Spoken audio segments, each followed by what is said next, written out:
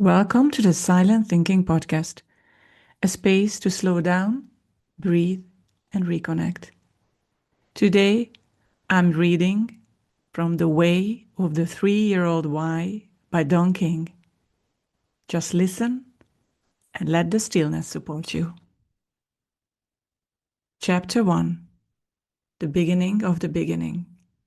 Monday, May 15. I'm glad I could find another speaker for you, Dan Roberts said into his headset, while the other coffee shop patrons politely ignored him. I was really looking forward to working with your group, and I appreciate your understanding. Keep me in mind for next year. We would love to have you, said Gavin Harrison. You obviously have some great material, and you could help our middle managers ramp up their speaking skills. I gotta tell you though, I completely understand why you have to back out, but this is the second time. I'm going to have trouble selling the idea of booking you again. Dan swallowed hard, but he kept the weariness out of his voice and said, I know, and I appreciate your going to bat for me. I think we could make a big difference to your membership, but I know it's hard to deal with the uncertainty. Maybe we should explore some other way of working together. Definitely. Who knows? We might come up with something we can do over Zoom sometime. By the way, a word to the wise among friends. Your website is getting dated. It would help me advocate for you if you can get some more recent material up there. You're right, Dan said, and I appreciate the reminder. I've had that on my to-do list for a month. It's just that with all the medical stuff. Oh, I understand. I hope things go well at the hospital. Dan had carefully kept a slight smile on his face during the conversation, even though it was audio only. He knew body language influences not just the audience, but the speaker. After all, helping people communicate effectively was his expertise. But when the call ended, he let out a heavy sigh and slumped in his chair. At that moment, Dan looked older than his 65 years. A little over 6 feet tall. In recent years, gravity had colluded with arthritis in his hips. Even 5 years ago, people had had trouble keeping up with him as he walked, but he seemed to have aged 20 years in the last 10. Still, he came back to life when he spoke on stage, moving and gesturing fluidly, and the years dropped away. But he wasn't on stage now. You don't understand, he thought. Rough morning? Someone behind him said, then turned to see a new barista wheeling a cart toward the coffee counter. She looked a little over 5 feet tall, but with sinewy arms and capable hands. Long, curly, bronze-colored hair cascaded to her shoulders. Light pink lipstick complemented her complexion. Her eyebrows formed neat arches, drawing attention to her almond-shaped eyes and high cheekbones. She projected a sense of peacefulness and gracefulness. He had not seen her before, although he came into the blissful bean coffee haven 2 or 3 times a week to make uninterrupted phone calls and work on speeches while enjoying his favorite brew. He smiled sadly. I'm afraid so. I got this gig 6 months ago, but I had to bail out at the last minute since my daughter is having surgery. Then we're used to people reacting to such news with pity, which he didn't want, or with advice, which he also didn't want. He tried to deflect such questions to avoid an extended conversation, but something about this barista led him to open up a bit. I'm so sorry to hear that, she said. Juggling that sort of things makes it hard to take care of business. Dan nodded. It's not the first time it's happened either. Just got a deal. I don't mean to pry, but you're Dan, right? He smiled.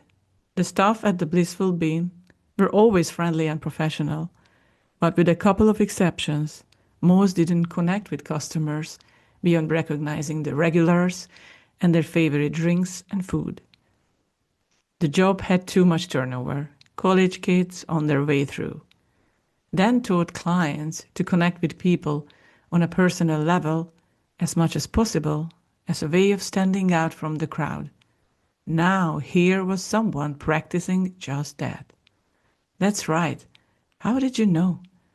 Sean, my manager, told me about some of our regulars, and he mentioned you were a speaker of some sort who worked here a lot. My name is Kelly, by the way. Nice to meet you, Kelly. And yes, I speak, but not as much as I'd like to. I'm afraid my daughter's issues are chronic, and it makes it hard to dependable. Then brace for the next question, the usual one of what do you speak about or what kind of issues does your daughter have? He had this positioning statement ready to go, anticipating the typical I could never stand up in front of a crowd and talk. And how do you get your ideas? And is there much money in that? Or his stock answers concerning Hope's genetic disorder. But Kelly just nodded and kept listening. Her eyes were deep pools of nearly all black, not staring, not flirtatious, but unhurried, as if she had all the time in the world. She smiled slightly. After a comfortable minute of silence, then continued speaking. I hate not being dependable. I'm fortunate that I have had a supportive day job for years teaching college students. When Hope winds up in the hospital, I can hold classes online or have them work on out-of-class assignments. I love my job, but what I wanted to do for 30 years is to speak professionally full-time. I help other people communicate effectively, and speaking makes me feel alive. And why am I telling you this anyway? He smiled. I can't imagine that it matters to you. She smiled back. I have that effect on people, it seems. It actually runs in the family, and I am fascinated with what makes people come alive. It's one reason I love working in a coffee shop. I get to meet all kinds of people that I otherwise wouldn't. Thank you for sharing that with me. She gave a friendly nod, said, I bet you work through the difficulties. I have a good feeling about it. She turned back to her cart and wheeled it toward the kitchen behind the coffee counter. That was interesting, Dan thought. He hadn't felt as listened to in the last 6 months as he had just then. How did she do that? He wondered, out of professional interest, since he helped others achieve that. But he also enjoyed the warmth of simply being understood, not pitied, not patronized, and not interrogated. Tuesday, May 16. Dan looked at his WordPress template for the 10th time and thought, I need to just pick a new one. He remembered the conversation he had with Anna just last week. I know nothing about the tech under it, she said, but I know you've had that website for 20 years. I hate to say it, but it looks it too. Do you think that might impede new business? Ironic, since Anna was the least techy person he knew. She had finally, reluctantly, consented to get a cell phone only 6 months prior, and she still had trouble figuring out the difference between it and a cordless phone. Don't I have to be close to a base unit to use it? But even she thought his website needed sprucing up. It needed sprucing up. He opened up the laptop on the dining room table he used as an office when he worked at home. The house phone close at hand in case either Grace or one of Hope's nurses needed something. Interruptions drove him crazy. But his sense of responsibility led him to make sure the people who needed him could reach him. He hoped updating the website wouldn't take his full attention. He poked around in the free templates, trying to find out one that would look better than the one he'd been using.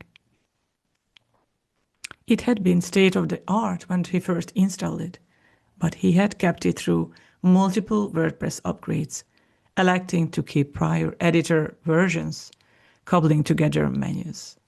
Now, his site looked dated on a computer and horrible on a cell phone. The first template he picked looked decent, except, oh God, every single old blog post is showing up on a sidebar. Posts about the second life and higher education, every kind of mishmash that had struck his interest over the years lined up, leaving the impression of complete scatter. I have to fix this immediately, but how? Just then the intercom buzzed, then groaned. He loved his wife, Grace, dearly, but she had a knack of calling at just exactly the wrong time. Impatiently, he picked up the handset and gruffly said, "Yes?" "Honey, I'm sorry. I hate to disturb you," she said, "but I dropped my glasses and I can't reach them. Can you please come get them for me?" Pause. Then, "I'll be right there." The website would have to wait. Probably no one would see it in the meantime anyway, since his traffic had dropped over the last 5 years. Still, he hated for anyone to see it all scattered and exposed. But Grace couldn't retrieve the glasses herself, and without them she couldn't function. Then remembered when Grace had been the active of two of them. If she wanted the living room rearranged, he would come home and find it one. No honey-do jokes for him. In fact, Grace ran rings around Dan, always moving, getting 5 goals accomplished in the time it took him to start on one. That made it even harder when arthritis robbed her of much movement and then put her in the wheelchair. He spent more time at the coffee shop these days because he hated the interruptions, but he couldn't resent them. He sighed, jotted a quick note to remember where he was in the complex updating operation, and went to retrieve her glasses in the bedroom where she now spent her days. "Did you see the latest on the coronation in England?" Grace asked as soon as he entered. "They just released the official portraits. And there's one with William, but none with Harry." She talked more about the royal festivities continuing after the May 6th ceremony, then smiling and half listening while he turned over the website challenges in his mind.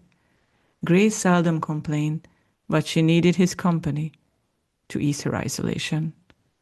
Whenever he could take time away from his business, teaching class, or caring for Hope, Grace talked about anything and everything.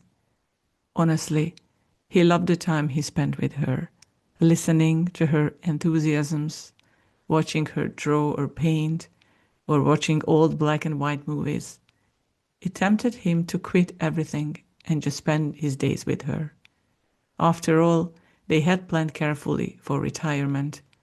Between his retirement fund and Social Security for them both, they could live comfortably. Why not just throw in the towel? But whenever Dan suggested such, Grace shook her head vehemently. "No. If you did that, you would wish you had kept at it. You would look at me and think, she did this to me. You would wind up resenting me and all my problems. You have enough to deal with making sure Hope gets cared for.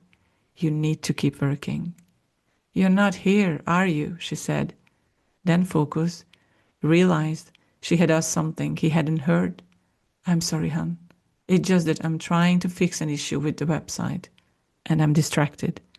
I should have been listening." "What did you say?" "Never mind," she said. "It wasn't important anyway. Go back to what you were doing."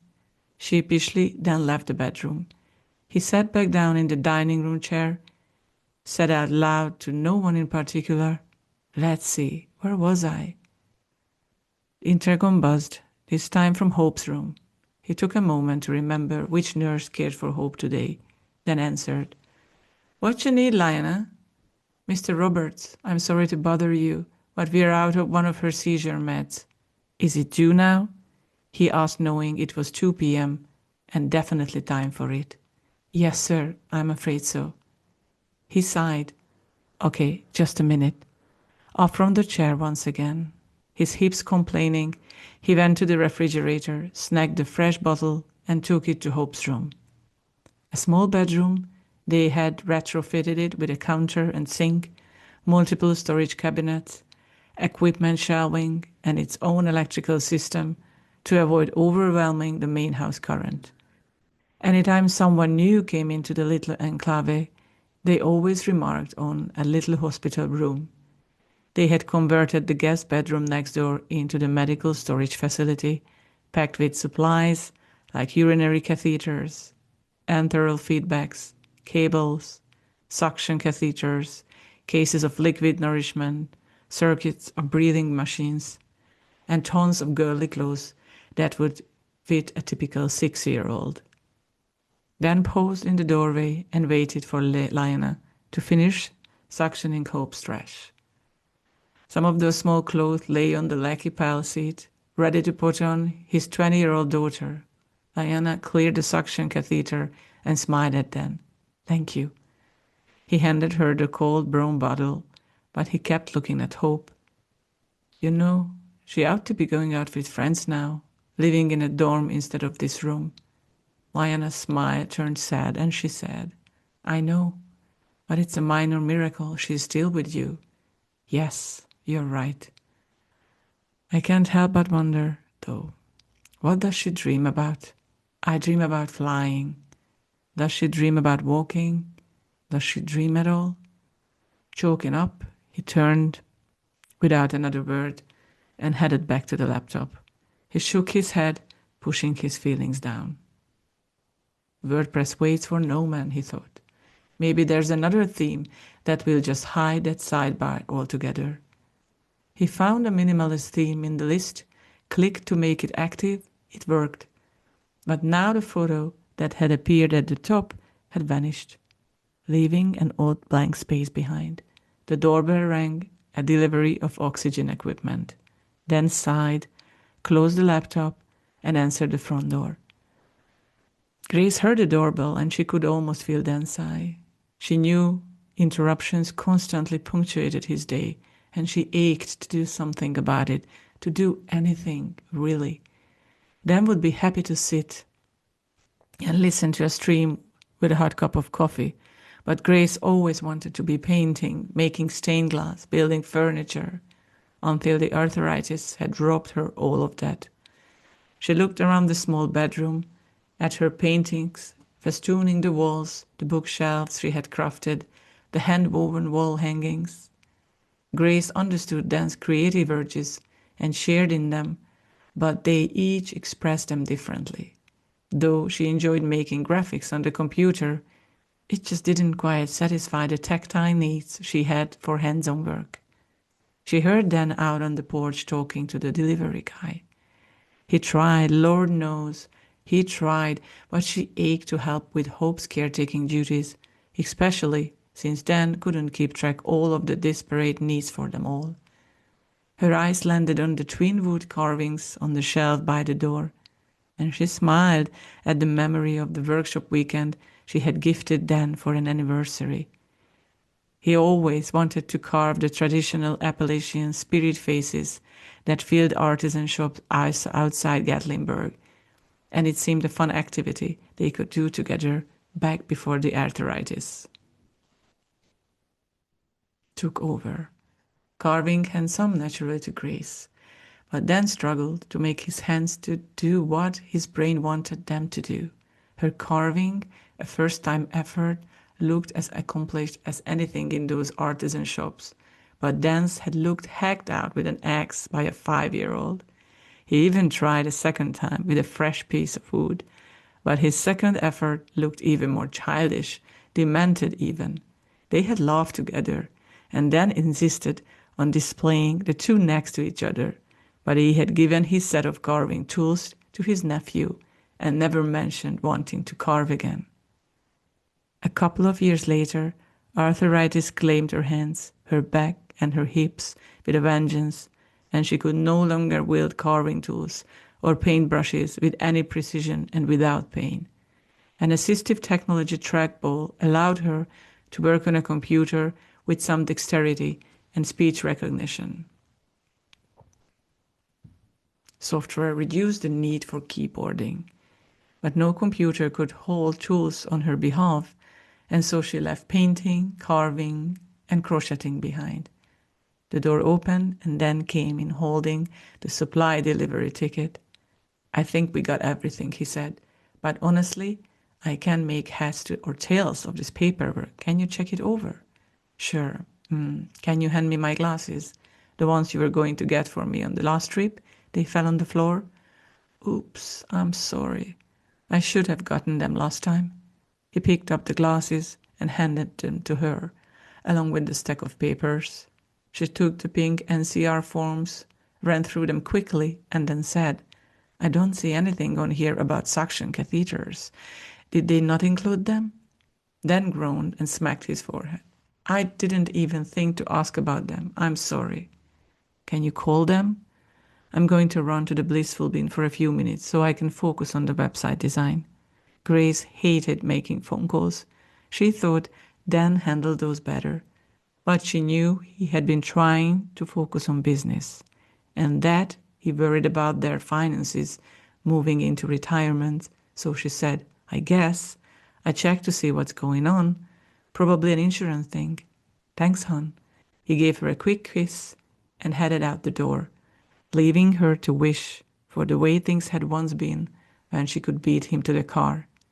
She picked up the phone and painfully punched in the numbers for the medical equipment supplier, and then waited patiently as the tired, familiar hold music cycled through, and a mechanical voice assured her of the importance of her call.